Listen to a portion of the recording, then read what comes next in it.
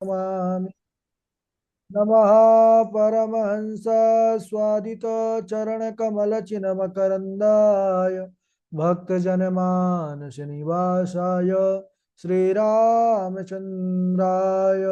वराहपीडं नटवरवपुः कर्णयो कर्णिकारं बिभ्रतभाषा कनककपिशं वैजयन्तीं च मालां रन्ध्रान् वेणोरधरसुधया पूरयन् गोपवृन्दै वृन्दारण्यं सुभद्रमणं प्राविशद्गीतकीर्तिः अखण्डमण्डलाकारं व्याप्तं येन चराचरं तत्पदं दर्शितं येन तस्मै श्रीगुरवे नमः।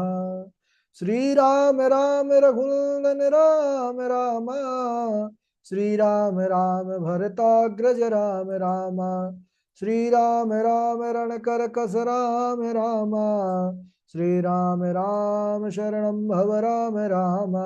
माता रामो मत्पिता रामचन्द्रः, स्वामी रामो मत्सखा रामचन्द्रः, सर्वस्वं मे रामचन्द्रो दयालुर्नान्यं जाने नैव जाने न जाने।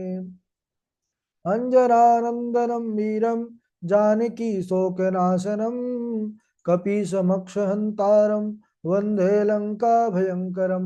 भक्ति भक्त भगवंत गुरु चतुर्नाम वपुएक, इनके पद बंदन किए नासत विघ्न अनेक। बोलिए श्री राघवेंद्र सरकार की जय, रामायण श्री राम कथा की जय, श्रीमद गोस्वामी तुलसीदास जी महाराज की जय।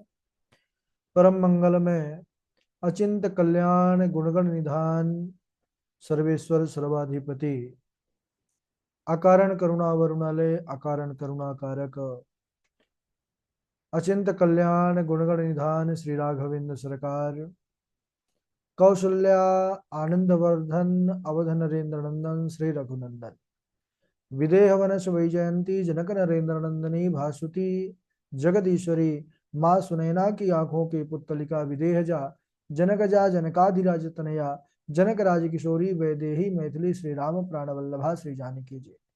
इन दोनों युगल सरकार के पावन चरणारविंदों पर कोटशा नमन नतमस्तक वंदन एवं अभिनंदन। तीनों मैया चारों भैयाओं के चरणों में कोटि कोटि प्रणति। अनंत बलवंत गुणवंत श्री हनुमान जी महाराज के चरण कमलों पर कोटशाह नमन। समस्त भूतादिक सिय राम मैं सब जग जानी, करहूं प्रणाम जोरि जुग पानी। हम सबका यह परम सौभाग्य राम कथा की तैयारी का पावन संकल्प धारण करके हम सब एक साथ एक स्थान पर जुड़ करके इस राम कथा मंदाकिनी पर अवगाहन कर रहे हैं। यह केवल और केवल माँ जानकी की हम सब पर विशेष कृपा अनुकंपा है। हमारा कर्तव्य बनता है कि सच्ची लगन निष्ठा परिश्रम के साथ इस तैयारी को विधिवत रूप से करें। इस समय हम सब बड़े ही पावन चरित्र पर बने हुए हैं। प्रभु श्री राम जैसे ही पता चला माता कैकेयी दो वरदानों में, पहले वरदान में भरत मेरे प्राणों से प्रिय भाई को राज्य अयोध्या का मांग लिया, दूसरे वर में मेरे लिए 14 वर्ष का वनवास। प्रभु राघव माँ से बस यही कहे हैं कैकेयी से कि माँ बस इतनी छोटी सी बात के लिए पिताजी की ऐसी स्थिति हो गई, क्योंकि महाराज दशरथ विकल हैं। अरे माँ तू मुझे बोल दी होती बुला करके, अब तक तो मैं वन को चला गया होता। अरे वन में तो मेरा सब प्रकार से कल्याण है, ऋषि मुनियों का दर्शन होगा, उनका सत्संग प्राप्त होगा। माता कौशल्या के पास गए हैं। माता कौशल्या आज बड़ी प्रसन्न है कि मेरे बेटे का राज्याभिषेक होगा। जैसे ही राम को देखती हैं कहने लगी बेटा आज तेरा राज्याभिषेक होगा, बड़ा दीर्घ काल तक यह विधि चलेगी, इसीलिए तू कुछ जल पान कर ले, दुग्ध पान कर ले। भगवान राम मन में विचार कर रहे हैं कि अरे मैं मैया को कैसे बतलाऊं कि अब मेरा राज्याभिषेक नहीं मैया, अब मुझे तो वन जाना है, राज्य क्या पूरी अयोध्या को त्याग करके। राम जी आए हैं, चरणों में प्रणाम किए, हाथ जोड़ करके किए कि मैया पिता दीन्ही मोहि कानन राजू, जहाँ सब भांति मोर बड़ काजू। आया सुदेही मुदित मन माता, जेहि मुद मंगल कानन जाता। मैया, अयोध्या को राज्य ये बहुत संकुचित है, थोड़ा है, इसलिए पिताजी ने मुझे वन का बहुत विशाल राज्य प्रदान किया है। वन की माता व्यवस्था बहुत बिगड़ गई है, इसलिए मुझे वहां पर जाना है। वहां की व्यवस्था बना करके 14 वर्ष में मैं आकर के आपके चरणों में पुनः प्रणाम करूंगा। इसलिए मुझे आशीर्वाद दीजिए माता, क्योंकि आपकी ही कृपा से मैं वन पर जो है रह पाऊंगा। जब माता कौशल्या ने सुना कि वन को जाने के लिए इतनी सरलता से राम बोल रहे हैं, सज्जनों, माता कौशल्या थर थर कांपने लग गई, सुनते ही विकल हो गई। एकदम समझ में नहीं आ रहा था कि ये सुन क्या लिया मैंने। फिर अपने आप को संभालते हुए राम जी से पूछती हैं कि अरे राम, बेटा राघव, महाराज तो तुमको प्राणों से अधिक प्रिय है, वह तुझे बहुत मानते हैं। उन्होंने ही तुझे राज्याभिषेक, तुझे राज्य देने के लिए तिथि मुहूर्त सुधवाया था गुरुजनों से, और फिर किस अपराध के कारण तुझे वन भेजा जा रहा है। तब सुमंत ऋषि ने, ओ सुमंत जी ने, मंत्री जी जो हैं, उन्होंने सब बतलाया किस प्रकार के जो है वचन ली हैं महाराज से। तब माता कौशल्या ने जब जाना कि मैया कैकेयी जो राम को सबसे ज्यादा अधिक स्नेह करती हैं, उनकी आज्ञा है, तो बस यही बोले कि जो केवल पितु आय सुताता, तो जनि जाहू जानी बड़ी माता। जो पितु मातु कहो बन जाना, तो कानन सत अवध समाना। बेटा, अगर केवल पिता की आज्ञा होती तो मैं एक माँ होने के नाते तुझे रोक लेती, क्योंकि जितना है पुत्र पर पिता का अधिकार होता है, कहीं उससे ज्यादा एक माँ का अधिकार होता है। लेकिन माता पिता दोनों की आज्ञा है, इसलिए मैं नहीं रोक सकती। और पुत्र अगर दोनों ने कहा है वन जाने के लिए, तो वन ही जाओ, क्योंकि वह वन ही तुम्हारे लिए तो कानन सत अवध समाना, सैकड़ों अयोध्या से बढ़कर के वह वन ही है। वन के देवता ही तुम्हारे पिता होंगे, वन देवी तुम्हारी माता, वहां के पशु पक्षी ही सब तुम्हारे सेवक बन जाएंगे। और हे राघव जी, राजा के लिए तो वनवास जाना ही उचित है, वनवास करना उचित है। बस राजा का कर्तव्य है कि राज्यभार के बाद जो है अंत में वनवास चला जाए, राज्यपाट सौंप करके पुत्रों को। लेकिन बस तुम्हारी सुकुमार अवस्था देख करके बड़ा दुख हो रहा है। और एक बात हृदय की राम, कि बड़ भागी बानु अवध अभागी, जो रघुवंश तिलक तुम त्यागी। जो रघुवंश तिलक तुम त्यागी। हे राघव, वह वन तो बहुत भाग्यशाली है जिसे तुमने स्वीकार किया है, और यह अवध बहुत अभागी है जिसे तुमने त्याग दिया। आज अयोध्या का भाग फूट गया राघव। यह कह करके माता कौशल्या फूट फूट कर रोने लग गई हैं। प्रभु राम माता को ढांढस बंधा रहे हैं कि माँ, इस प्रकार दुखी मत हो माँ, बस 14 वर्ष की तो बात है, यह समय थोड़ा सा होता है, जल्दी ही व्यतीत हो जाएगा माँ। सज्जनों, ये है प्रभु राघव, ऐसे हैं मेरे राम। प्रभु राम ऐसे चिकित्सक हैं कि बड़े से बड़े रोग को भी हल्का बता करके मनुष्य का दुख कम कर देते हैं। माता कौशल्या कहने लगी कि हे पुत्र, यदि मैं कहूं कि मुझे भी साथ वन में ले चलो, अगर मैं ऐसा कहती हूं तो तुम्हारे मन में यह भाव आएगा कि अरे माँ मुझे वन जाने से रोकना चाहती है, इसलिए ऐसा बोल रही है। इसलिए मैं यह भी नहीं कह सकती कि मुझे वन में ले चलो। लेकिन पुत्र, बस मैं यही कहती हूँ कि 14 वर्ष की अवधि में तुम अपनी माँ कौशल्या को भूल मत जाना, भूल मत जाना। बंधु माताओं, यह है भारत की माताओं का हृदय। इतनी तेजस्विता, इतनी बलिदान की भावना, इतनी त्याग की भावना और कहीं नहीं पाई जा सकती।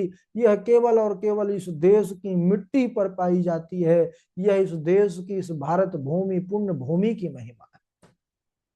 और यह दिव्यता क्यों ना हो मां कौशल्या, क्योंकि यह हमारे प्रभु राघव की माँ जो है। बड़ा स्वभाव सरल है। और माता धीरज धारण करके कहती हैं कि पिता की आज्ञा सब धर्मों का टीका है। तुमने राज्य का टीका छोड़ करके तुमने धर्म का टीका स्वीकार किया है राम। हे पुत्र, राज्य देने को कह करके राज्य के जगह वन निकाला दे दिया, राज्य निकाला दे दिया, वन गमन का तुमको वचन दे दिया, इसका मुझे दुख नहीं है। लेकिन तुम्हारे बिना जो भरत, जो महाराज और जो प्रजा जन यानी अयोध्या वासियों को दुख होगा, क्लेश होगा, बस उसको याद करके मुझे दुख हो रहा है। क्योंकि हे राम, तुम सबके परम प्रिय हो, प्राणों के प्राण हो, जीवन के जीवन हो, इसलिए तुम जा रहे हो। पुत्र, तुम कहते हो कि माँ मैं वन को जाऊं, मैं हठ नहीं करूंगी, बलैया लेती हूं कि पुत्र तुम वन में भी जाकर के हमेशा प्रसन्न रहो, सुखी रहो। लेकिन राघव, इस 14 वर्ष की अवधि है, बड़ी लंबी अवधि है, इसमें अपनी माँ को मत भूल जाना, माँ को मत भूल जाना। इधर जैसे ही माँ जानकी को यह सूचना मिली कि प्रभु राघव को वनवास मिल चुका है, राघव वन जाने के लिए तैयार है, आज्ञा लेने के लिए गए हैं माँ के पास, भागी भागी आती हैं सीता जी, बड़ी व्याकुल है।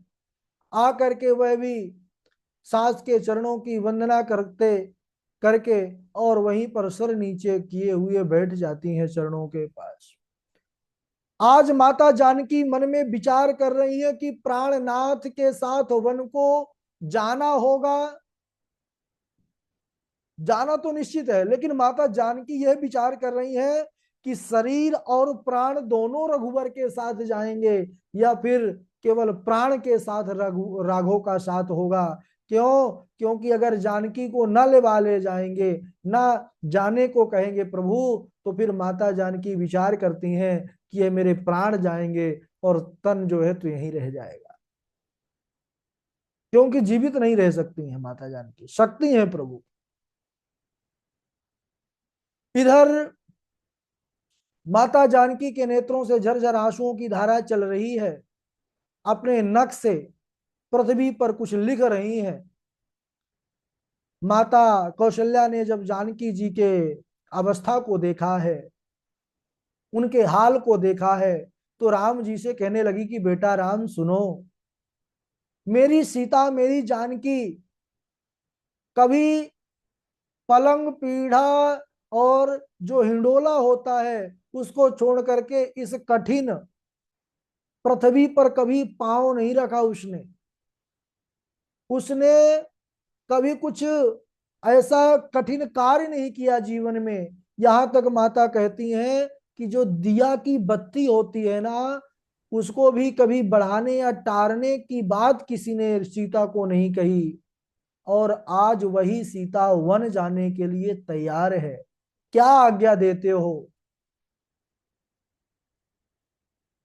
तब राघव जी कहने लगे, माता जानकी को समझाने लगे कि हे जानकी सुनो, मैं अपनी माँ कौशल्या के प्राणों को तुम्हारे पल्लू से बांध करके जा रहा हूं, 14 वर्ष बाद लौट करके आऊंगा। तब तक मेरे माता के प्राणों को सुरक्षित रखना सीते। मेरी माँ बड़ी दुखी हैं, व्यथित हैं, तो जब भी उनको बहुत ज्यादा मेरी याद आए तो मेरे चरित्रों की कथा कह करके उनको धीरज धराना। और जानकी सुनो, तुम वन में जाने का जो विचार की हो ना, उसको त्याग दो। क्योंकि वन अयोध्या के समान नहीं है, वह कोई राजभवन नहीं है। वह तो जो कठिन जंगल है, घनघोर जंगल है। अनेक प्रकार के हिंसक जीव निवास करते हैं, जो सीधा मनुष्य का ही भक्षण कर लेते हैं। ना तो कोई वन में रहने का ठिकाना है सीते, और ना ही कुछ खाने का। वहां तो जेठ की कड़कती दोपहर, माघ की भयानक ठंड, और सावन भादों की वह भयंकर वर्षा, यह सब तुमसे नहीं सहा जाएगा। तुम बड़ी सुकुमार हो सीते, इसलिए तुम यहीं आराम से माता पिता के साथ किसी अयोध्या पर रुको। जैसे ही माता जानकी ने प्रभु रघुवर के इन वचनों को सुना है, नेत्रों की धर जो जल धारा चल रही थी, वह और गति प्रवाह के साथ अब बहना शुरू हो गई। और हाथ जोड़ करके निवेदन करती हैं कि हे नाथ, आप मुझे ये क्या समझा रहे हैं। हे रघुवर, इस संसार में आपके अतिरिक्त मेरा कोई नहीं है। इस संसार में सब आपके द्वारा ही सब नाते रिश्ते हैं। अगर आप ही वन को चले जाएंगे तो आपके बिना मेरे प्राण कभी भी नहीं रह सकते। राम जी सीता जी को बहुत समझाए हैं। बड़ा सुंदर भाव है कवि का। राम जी कहने लगे कि सहधर्मणि शांत रहो घर में, वन जाने की क्यों तुम बात विचारी। पिता माता की पूजा करो रुचि से, सर्वोपरि धर्म यही सुखकारी। कुछ कंटक तीक्ष्ण बिछे मग में, चलना पड़ता नित ही पदचारी। फल मूल मिले जहाँ भोजन को, वह भी नहीं नित्य समय अनुसारी। चले शीतल वायु प्रचंड कभी, रवि आतप से तपता तन भारी। अभ्रिक के हरि व्याघ्र भुजंग तथा, रजनी चर खात फिरे नर नारी। मृगलोचनी भीरु स्वभाव से हो, किमि कानन कष्ट सहो सुकुमारी। सिख मानी हमारी रहो घर पे, वन में दुख पाओगी राज दुलारी। वन में बड़ा कष्ट है जानकी, अगर अपना भला चाहती हो तो मेरा वचन मानो और यही सास ससुर की सेवा करो। क्योंकि सास ससुर के सेवा से बढ़कर के कोई और धर्म नहीं है। यह सुन करके सीता जी महाराज कहने लगी कि हे राघव, मैं सुविधा के कारण अपने प्राण धन को छोड़ करके अयोध्या में रहूं। सास ससुर की सेवा करने में मुझे कोई आपत्ति नहीं है नाथ, लेकिन मैं जंगल इसलिए ना जाऊं कि वहां पर मुझे बहुत कष्ट होगा। जानकी जी कहने लगी कि हे नाथ सुनिए, अगर संसार के सब सुख साधन मुझे मिल जाएं तो वह भी मेरे लिए केवल दुखदाई होगा, अगर आप साथ में नहीं होंगे। और वन के भयंकर संकट को भी मुझे सहर्ष स्वीकार करना पड़ जाए, लेकिन उसमें आपका साथ हो। प्रभु अगर आप मेरे साथ हैं तो वह वन का संकट भी मेरे लिए इंद्र के स्वर्ग से बढ़ करके है। जानकी जी सास के पैर लगकर हाथ जोड़ करके कहने लगी कि हे माता, मेरी इस ठिठाई को क्षमा कीजिए। मुझे प्राणपति ने वही शिक्षा दी है जिससे मेरा परम हित हो। जो वो कह रहे हैं उससे मेरा परम हित है, मुझे कष्ट ना होगा वन के जंगल में। परंतु मेरा मन में समझ करके मैंने अपने मन में देख लिया कि पति वियोग के समान जगत में कोई और दुख नहीं है। मातु पिता भगनी प्रिय भाई, प्रिय परिवारु सुहृद सामुदायी। जहाँ लागी नाथ नेह और नाते, प्रिय पिय बिनुती आही तरनिहुते ताते। हे प्राणनाथ, आपके बिना स्वर्ग मेरे लिए नरक के समान है। माता पिता भाई बहन परिवार सास ससुर गुरुजन स्वजन यहाँ तक जितने नाते हैं, पति के बिना स्त्री को सभी सूर्य से भी बढ़कर के तपाने वाले हैं। शरीर धन घर परिवार नगर राज्य, पति के बिना स्त्री के लिए यह सब शोक समाज है। हे नाथ, हे रघुकुल शिरोमणि, मुझे आप साथ में ले चलिए, मुझे अकेले ना छोड़िए। आप तो अंतर्यामी हैं, सब कुछ जानते हैं। यदि आपने मुझे छोड़ दिया और मुझे साथ में अपने नहीं लिए, तो यह जान लीजिए कि मेरे प्राण फिर नहीं रहेंगे। हे नाथ, इस दासी पर कृपा कीजिए। जब इस प्रकार माता जानकी विकल होकर के प्रभु राघव के चरणों पर अपना भाव रखती हैं, कहती हैं कि इस दासी को साथ में लीजिए प्रभु, छिन छिन मैं आपके चरण कमलों को देखते रहूंगी, जिससे मार्ग में चलने की थकावट मुझे नहीं लगेगी। हे प्रियतम, मैं सभी प्रकार से आपकी सेवा करूंगी। आपके पैर धो करके पेड़ों की छाया में बैठकर प्रसन्न मन से आपको हवा किया करूंगी, आपकी चरण सेवा किया करूंगी। भूमि पर घास और पेड़ों के पत्ते बिछा करके यह दासी रात दिन आपको ही जो है तो सेवा करेगी। इस प्रकार सीता जी कहते हुए व्याकुल हो गईं। तब राम जी सीता जी के हृदय के भाव को देख करके कहते हैं कि हे जानकी, यह विषाद करने का समय नहीं है, जल्दी तैयार हो जाओ, हमें वन में निकलना है, वन को तुरंत निकलना है। माता जानकी जैसे ही राघव जी के इन वचनों को सुना है, मानो किसी निर्जीव तन में संजीवनी बूटी के द्वारा प्राणों को ला दिया गया हो।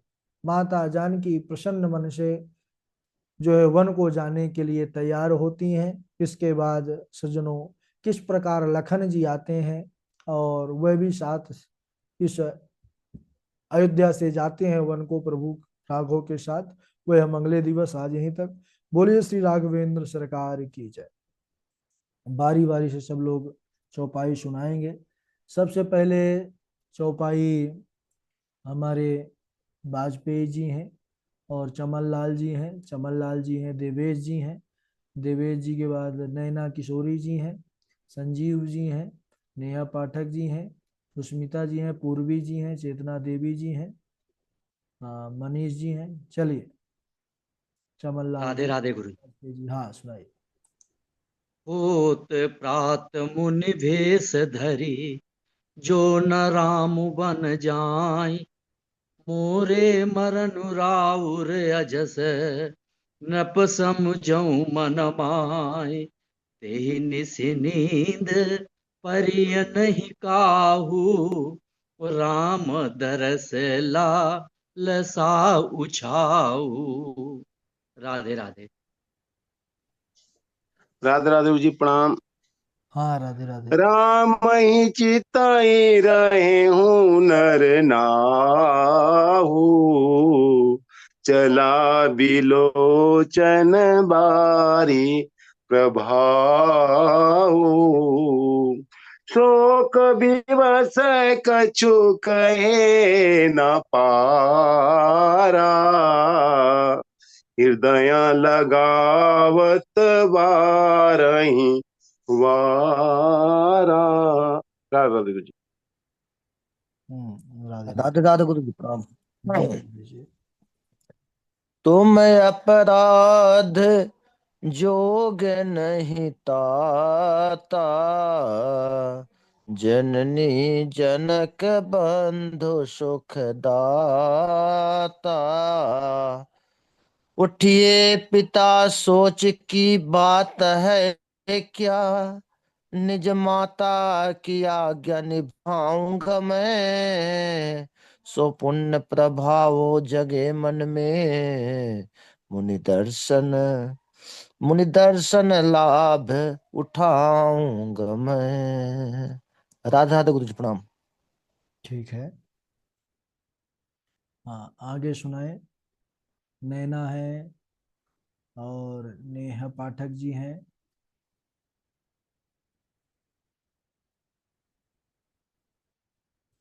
सुष्मिता जी हैं।